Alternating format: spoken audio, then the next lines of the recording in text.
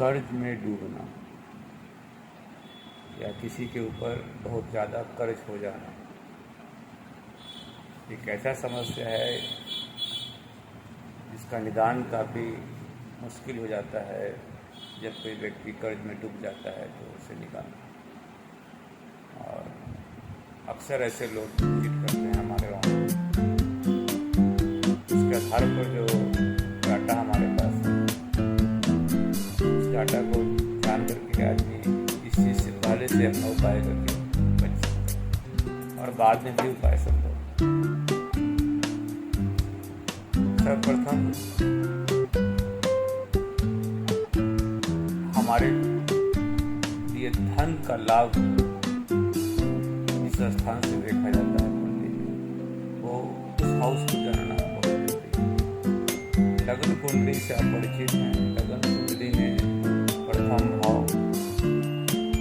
जो कि आपका वो सब कुछ है, होल एंड सोल है, वो द्वितीय भाव आपके अपने कर्म से कमाए हुए धन का कारक, पंचम भाव प्रेजेंस ऑफ माइंड देता है, इससे आप में क्रिएटिविटी आती है और इस एटमॉस्फेयर में अपने इन्वायरमेंट में सही ढंग से मैनेज कर करके आप धन कमाने के लिए अग्रसित होते हैं।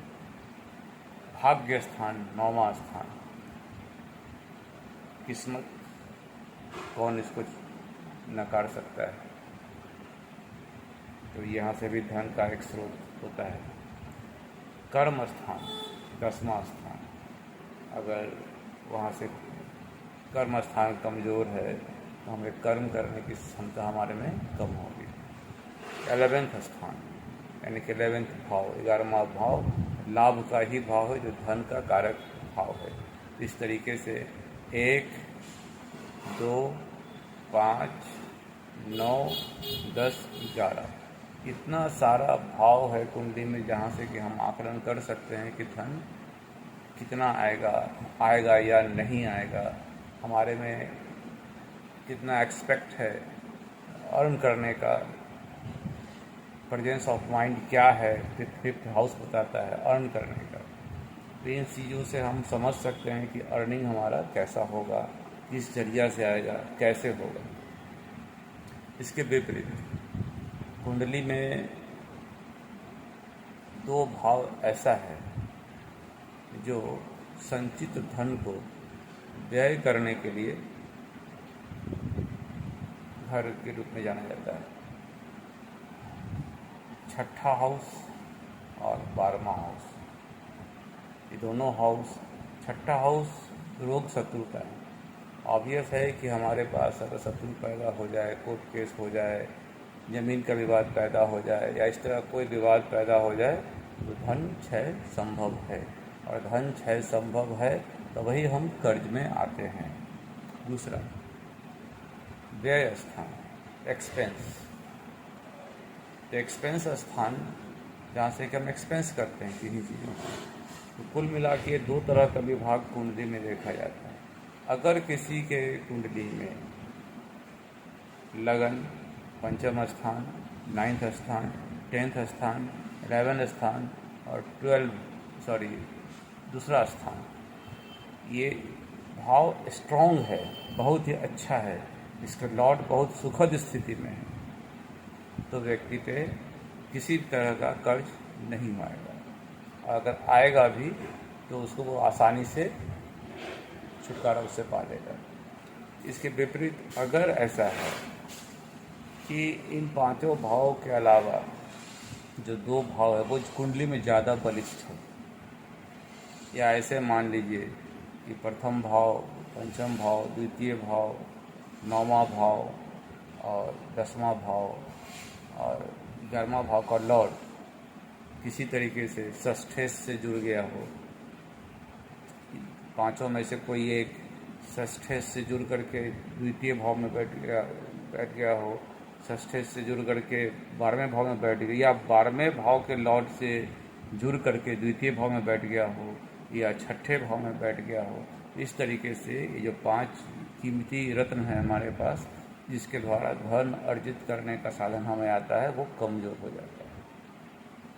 या फिर ऐसे कह लें कि ये जो 5-6 ग्रह है जो बहुत इम्पोर्टेंट है, इनके साथ राहु केतु का संयोजन हो जाए तो भी हमारे पास धन क्षय होने का समय आने लगता है, दशा अंतर्दशा आने पर राहु का।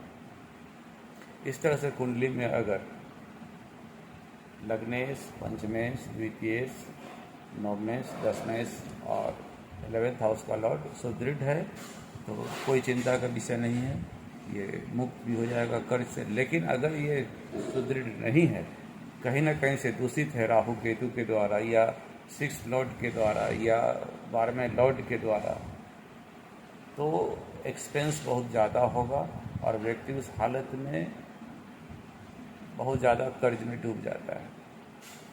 अब डूबने के बाद उससे निकलना काफ़ी मुश्किल हो जाता है।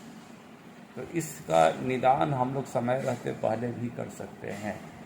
संबंधित ग्रह जिसके कारण कर्ज में डूबना लिखा है कुंडली में, उस ग्रह का वस्तु जो कुछ भी हो, जैसे मंगल है तो गुड़ है, मसूर दाल है, शनि है तो काला तिल है, इस तरह का चीज़, या गरीबों को दान करना, बुध है तो गणेश जी का पूजा करना या दूध चढ़ाना, ये सब तो पहले से भी हम इसका रेमेडियल इस्तेमाल कर सकते हैं। लेकिन अगर फंस गए तो भी आप वही काम करें कि संबंधित ग्रह का जाप खुद से करें। जैसे मंगल है तो मंगल का मंत्र, शनि है तो शनि का मंत्र, राहु है तो राहु का मंत्र, केतु है तो केतु का मंत्र का जाप आप करें। साथ में जो मुख्य बिंदु बताया गया है, जैसे कि अर्निंग्स आता है, अगर उसमें से कोई प्लैनेट्स कमज़ोर हो रहा है, जैसे लग्नेश कमज़ोर है तो लगन का जेम्स धारण करें। अगर पंचमेश कमज़ोर है क्योंकि वो प्रेजेंस ऑफ माइंड देता है, अगर बुद्धि रहेगा आपके पास तो वही आप आगे दुनिया में चल सकते हैं, हर एक परेशानी से मुक्त हो सकते हैं। उसका स्टोन जरूर से धारण करें। अगर ये दोनों सही है तो फिर आप नवमेश को देखें, भाग्य स्थान को, क्योंकि बुद्धि भी है, क्षमता भी है, बट भाग्य साथ नहीं है, क्योंकि भाग्य आपके पास्ट कर्म से जुड़ा हुआ है, वो साथ नहीं है। तो उसके लिए उपाय करना, बड़े का सम्मान करना, गुरुजनों को का आशीर्वाद लेना और ब्राह्मणों को दान देना। 10वां भाव अगर गड़बड़ है तो उसका रखना जरूरी नहीं है, लेकिन आप अपने कर्म के शेड्यूल को सही करें। 11th हाउस गड़बड़ है तो आप उसके चीज़ों को दान दें, उसके भी जेम्स का कोई ज़रूरत नहीं है, उनके चीज़ों को दान दें और रोज़ डाटा वाइज काम करें कि हम अर्निंग्स कहाँ से आ रहा और कितना पैसा मेरा जा रहा है। तो आप देखेंगे धीरे धीरे इन चीज़ों से छुटकारा पा लेते हैं। कर्ज एक बहुत जटिल समस्या है, तो कुंडली में पहले से इसका निदान कर लेना चाहिए, जानकारी कर लेना चाहिए कि डेब्ट ट्रैपिंग तो नहीं है। खास करके इन सभी योगों के अलावा अगर आपके कुंडली के द्वितीय भाव में राहु बैठा हुआ है तो ये डाटा वाइज सैकड़ों केस हम देखे हैं, ऐसा इसलिए आपको बता रहे हैं कि राहु अगर द्वितीय भाव में बैठा है तो किसी हालत में आप डेब्ट ट्रैपिंग में ना फंसें, ना तो अधिक डेब्ट दें, यानी कि ना तो किसी को कर्ज ज़्यादा दें, ना किसी से कर्ज ज़्यादा लें।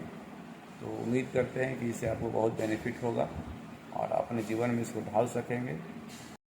इस तरह से कर्ज ट्रैपिंग का मामला आपके पास है या आप इसमें फंस चुके हैं या आप नहीं जानते हैं कि आपके ऊपर कोई कर्ज है, फ्यूचर में कभी हो तो अपना डाटा ज़रूर से एक बार चेक करा लें, ताकि आने वाले समय में महादशा और अंतरदशा में ही इस तरह का प्रॉब्लम्स आता है। जैसे 6 स्थान का लॉर्ड, 8म स्थान का लॉर्ड या 12वें स्थान का लॉर्ड या राहु केतु या फिर जो भी डेब्ट का कारक प्लैनेट्स है, उसका दशा अंतरदशा आने पे ही ये प्रॉब्लम आता है। तो पहले से आप अगर इसका मैपिंग करा लेंगे तो उसके आने से पहले दान वगैरह करके आप इससे पहले ही से छुटकारा पा सकते हैं। अब इसे हेल्प के लिए अगर ज़रूरत पड़े तो आप इसे अच्छे स्कॉलर से संबंध करके भी इसका आकलन करा सकते हैं।